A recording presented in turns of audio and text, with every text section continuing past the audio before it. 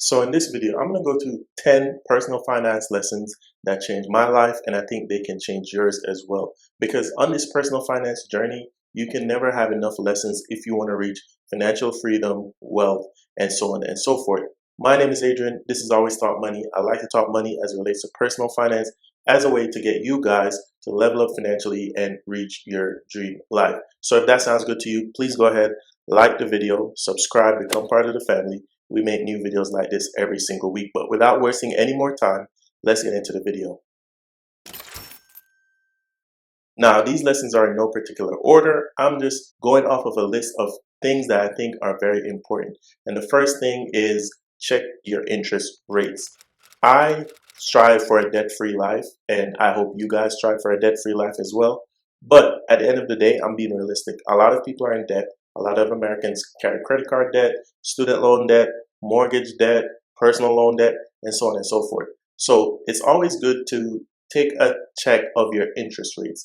What are the things that are really killing your budget? Because sometimes we get into a space where we've been paying this bill for so long, 12 months, 18 months, 24 months, and we forgot what the terms that we signed up for are, right? So it's always good to check your interest rates. I know for my personal experience that I've been having a debt that I've been paying on for a while, and I'm wondering, wait, how much do I actually have left to pay on this debt? And when I check it, I see that the interest rate is this high and how long I've been paying it and see how far I've been paying it. And I'm like, dang, I thought I had paid off more than this already, but I haven't because the interest rate was so high and that amortization schedule is so far away that it forces you to take a look and maybe pay off that debt sooner because it's bleeding you dry every single month. The next personal finance lesson I want a lot of people to do, and it's so important, but many people don't do this, and that is tracking your net worth. Your net worth is your assets minus your liabilities. Liabilities, to put it in layman's terms, are things that draw money from you. So your car note, that's a liability. Anything that you owe in terms of debt, that's a liability. An asset is anything that builds value for you and puts more money in your pocket. So your house can be an asset if it's gaining value year over year over year. Your investments can be an asset if it's gaining value year over year over year. Your business can be an asset, and so on and so forth. So checking your net worth is very important because you can kind of see where you are, whether you're in your 20s, your 30s, your 40s, and it will actually give you a better picture of what is your nest egg most likely to be in retirement. Because we all want to retire wealthy. We all want to retire at least comfortable, right? So we have to know what is our net worth on pace to be. What is our net worth right now? Are we behind people within our age group? Are we ahead? Or are we just on par? These are things that you need to know because it can help you to plan your financial future in accordance to what will help you to build wealth in the long term. If you fail to plan, then you plan to fail. The next personal finance tip is so simple. I'm not going to spend too much time on it. And it's simply to set a budget. I have a budgeting ebook and a link in the description down below. You can check that out. But a budget is important. A budget is basically a plan for your money. Every single month, I recommend a zero-based budget. What's a zero-based budget? It's basically a budget that you set at the top of the month. And by the end of the month, you should have no dollar that does not have a job. So if this dollar is going for savings, investing, paying off debt, paying off bills, paying for kids' college, whatever it may be, you should have a plan for your money. That is what a budget is. Having a budget is so paramount, but it seems so simple that a lot of people ignore it. But if you're ever in a situation where at the end of the month, you have more month left than your money, then that's because you don't have a budget. You don't even know if you're making enough to cover your bills. You don't even know if you're making enough to have extra, and something that you are unaware of is draining your money. So a budget is so very, very important. There's nothing more I need to say on that. Another personal finance tip that has changed my life, and I don't do it all the time, but I do it often enough to see what the difference is, and that is to have an all cash diet. They have done research that when you swipe, you have less of an emotional connection to the money that you spend versus when you hand over a dollar bill. And if you think about it, juxtapose it to you're in the grocery store and you hand the clerk $100, you can see that $100 leaving your hand and you have an emotional connection to that $100. You're like, dang, I worked 2 hours for that. I worked 4 hours for that. I worked 5 hours for that. You could have worked 10 hours for that at $10 per hour, right? So when you hand that money over, there's more of an emotional connection. and you might consider not spending that $100. Juxtapose it, as I said, to swiping plastic. You're just swiping it. That $100 might as well be $1,000, might as well be $10.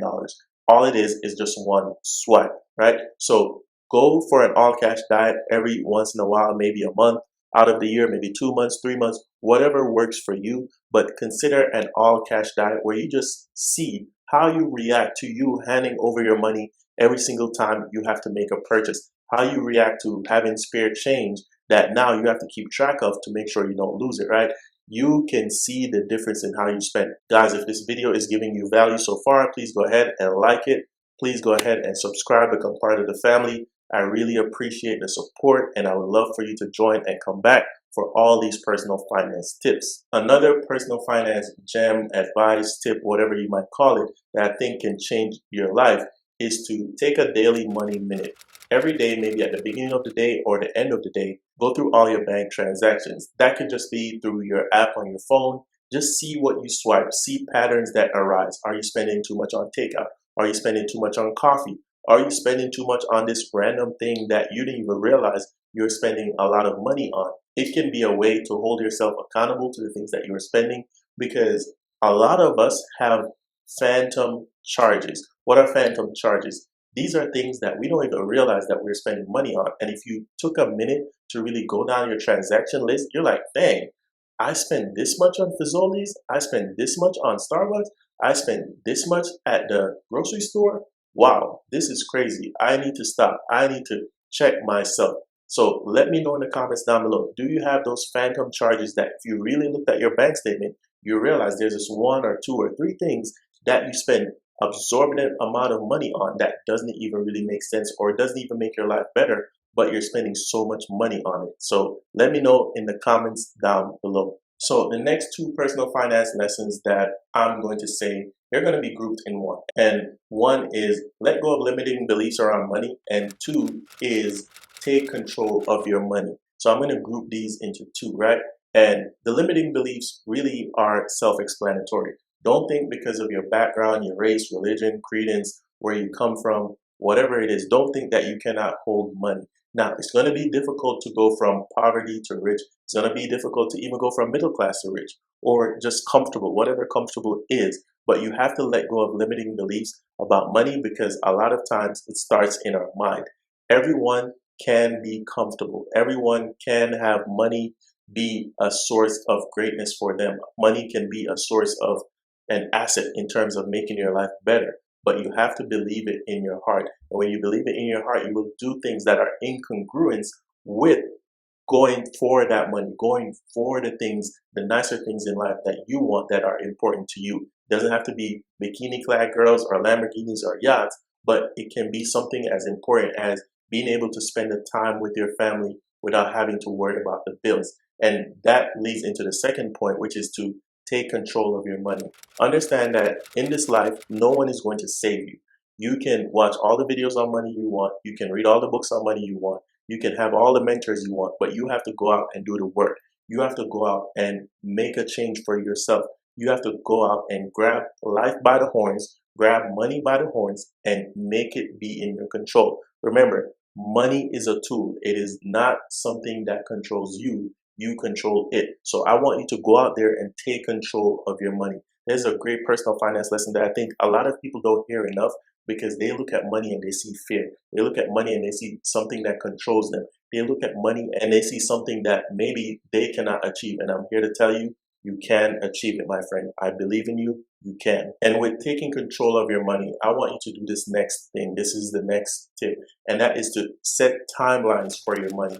Don't let everything just be open-ended. Don't let it be like, I want to reach X amount of dollars in 20 million years. That's just not going to be specific enough, because there's a thing in psychology where whatever you set the amount of time is to accomplish a goal, that is the amount of time you will accomplish the goal in, because your brain instinctively is just going to procrastinate and be in malaise until that timeline, until that deadline is coming closer and closer. That's why so many people procrastinate. That's why you know that you have this important assignment due for work or for school, but you wait until the last 48 hours to really get on it, even though you know how much time you have. So set specific time goals. Is it 12 months? Is it 18 months? Is it 24 months? Let it be realistic. You're not going to hit $1 million in 6 months. Is it possible? Yes, but based on where you are, is it unlikely? More than likely. And I don't want you to set unrealistic goals and discourage yourself because you cannot hit unrealistic goals. We tend to overestimate what we can do in a year, but underestimate what we can do in 10 years. So set those goals. Let it be a hard limit, but also don't let it be unrealistic when it comes to your money goals. The next personal finance tip I'm going to give you is very basic, and it's to build an emergency fund. Murphy's Law, life happens. You have to prepare for when life happens. And I know we all cannot have the robust emergency fund where it's 3 to 6 months of savings. That's unrealistic for most people. Or let me not say unrealistic, but that's very difficult for most people. I understand. But have something. Have $500, $1,000, whatever it is. Sometimes your emergency is going to be as big as your lifestyle. So if you're someone making 30 to 40K per year, that can be a $500 emergency for your lifestyle. If you're making 100K per year, that could be a $1,000 emergency. If you're making 300K per year, that might be a $5,000 emergency. So emergencies are usually congruent with the lifestyle that you live. Usually, not always. Sometimes it can be outside. Sometimes it can be undersized. But regardless, try to have always an emergency fund. Try to have yourself protected in some way, shape, or fashion that when life happens, you can be prepared and you don't have to be as worried. And the last tip I'm going to leave you with, guys, is to have a diverse investment portfolio, whether it be a business, whether it be stocks, ETFs, bonds, whatever, whether it be just your job, whether it be in yourself. Always diversify your means of investments. Always have multiple avenues, multiple seeds that you are planting in the ground, multiple money seeds that you can be diversified, because sometimes in seasons, one crop may come to harvest and another might come to harvest in a different season. Like me, I'm working on multiple seeds at the same time. Now, let me tell you, it's so difficult. It's very hard because your energy is being drained, going from here to here to here to here. But in the long run, you will get rewarded. You should always diversify your investment portfolios. If you're talking ETF stocks, as I said, if you need an ETF ebook, one that I use and recommend, check the link in the description down below. I have a diverse list of ETF investments that I think can get you on your way to those great investment portfolios. So check that out in a link in the description down below. But diversification is key. If you've watched any type of content when it comes to personal finance, you know that is very, very important. My name is Adrian. This is Always Talk Money. I appreciate you for watching the video. Please leave a like. Please subscribe, become part of the family, and check the links in the description down below to support the channel. I greatly appreciate it, but that is my time. I hope you have a wonderful day. Peace.